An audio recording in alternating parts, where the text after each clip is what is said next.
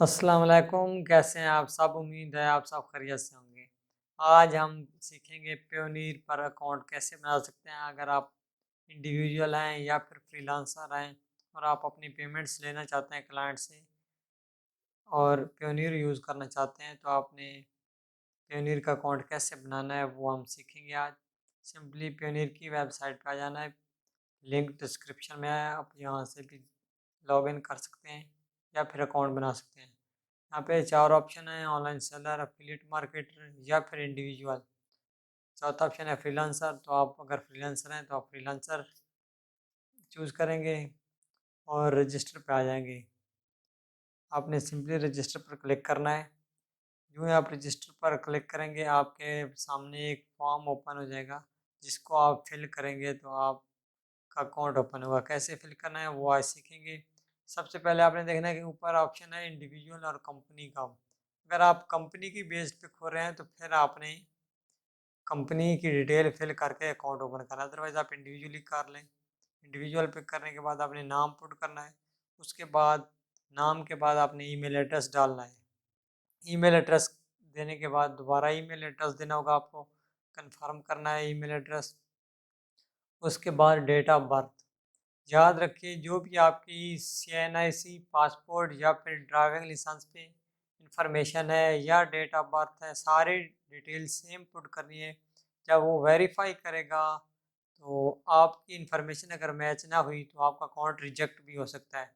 और अगर आपका अकाउंट रिजेक्ट हो गया तो फिर आपका उस डिटेल पे अकाउंट नहीं ओपन होगा। तो बेहतर है आप जो भी इंफॉर्मेशन दें वो एक्यूरेट हो और कोई किसी किस्म का वेरिफिकेशन में इशू ना आए। अपने डेट ऑफ बर्थ, नेम जो आईडी कार्ड पे है वो नेम सारा कुछ देना है, और ईमेल वो देनी है जो आपके पास अवेलेबल हो। फेक ईमेल या कोई किस्म की नहीं देनी। और जो आपकी पेमेंट्स होंगी वो रिसीव भी आपके ईमेल पे होंगी। सो आप वो सारी इन्फॉर्मेशन एक्यूरेट देंगे ताकि आपका अकाउंट वेरीफाई जल्दी हो सके।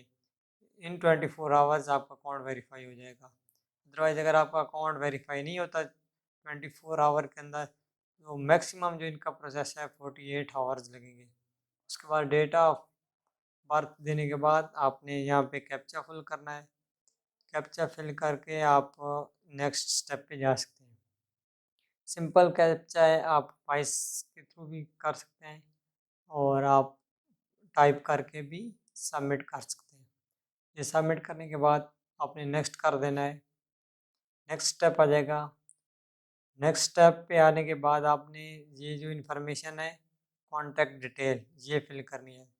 याद रखें, आपका जो एड्रेस CNIC पे है, अगर आपकी कंपनी है LLC LTD वगैरह, तो वो यहाँ पे आप पुट कर सकते हैं। फिर आपने ऊपर से चेंज कर देना है कंट्री भी, जिस कंट्री की है उसकी डाल देना है ऊपर लोकेशन। अदरवाइज़ आप अगर पाकिस्तान या इंडिया से हैं तो आप पाकिस्तान ही रहने देंगे।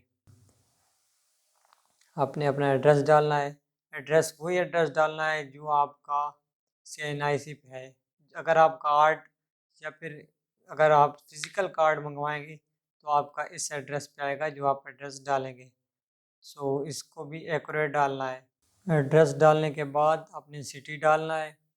अपनी सिटी के बाद आपने पोस्टल कोड पुट करना है। पोस्टल कोड आप अपना सिंपल गूगल से भी ले सकते हैं, अपने सिटी का या अपने एरिया का गूगल पे टाइप करें और ज़िप कोड आ जाएगा आपके। आपने ज़िप कोड लिखना है। उसके बाद आपने अपना फ़ोन नंबर देना है। फ़ोन नंबर वो देना है जिस पे आपका OTP ऑन द स्पॉट मिल सके।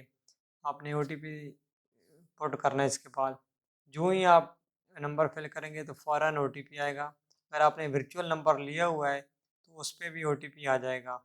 सो अगर आपने अपना पाकिस्तानी नंबर देना है तो आप उसकी बेस पे भी कर सकते हैं। OTP आएगा, OTP डालने के बाद OTP डाल देते हैं सिंपल। इसके बाद आपने नेक्स्ट कर देना है।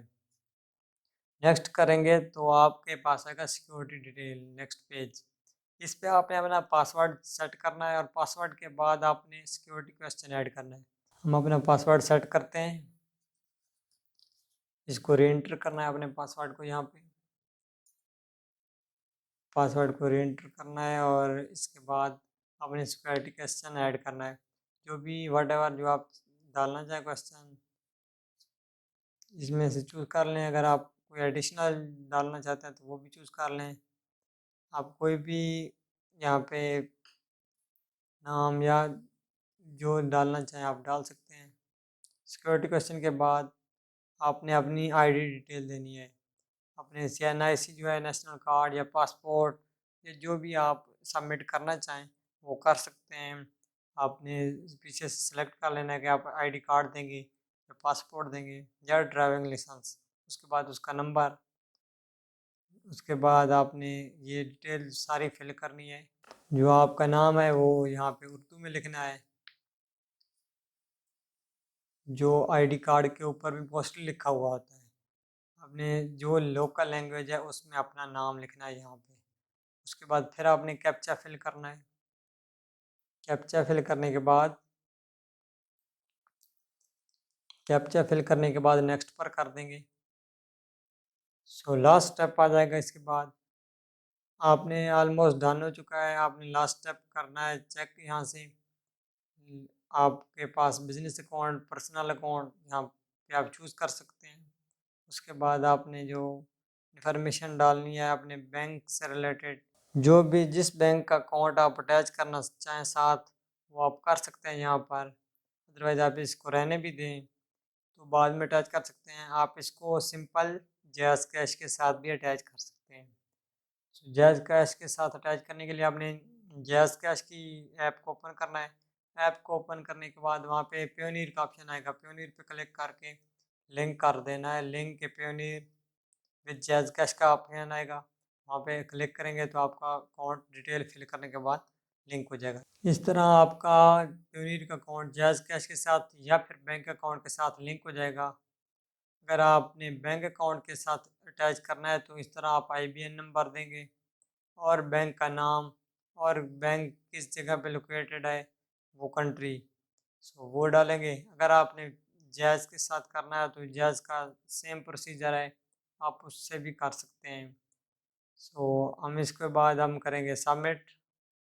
सबमिट करेंगे तो हमारा जो अकाउंट है वो अंडर रिव्यू चला जाएगा। इन 24 या फिर 48 आवर्स में हमारा अकाउंट इम्प्रूव हो जाएगा। उसके बाद हम करेंसी के लिए इम्प्रूवल ले सकते हैं। डिफरेंट करेंसीज के लिए कार्ड भी कर सकते हैं, रिक्वेस्ट कार्ड। नो, हमारा जो अकाउंट है अंडर रिव्यू है और ये कुछ देर बाद या 24 आवर्स के अंदर ये हो जाएगा इम्प्रूव। जब इम्प्रूव हो जाएगा तो उसके बाद हम इसमें पेमेंट्स रिसीव कर सकते हैं। उम्मीद करता हूँ आपको ये वीडियो अच्छी लगी होगी। मिलते हैं नेक्स्ट वीडियो में, तब तक के लिए अल्लाह हाफिज़।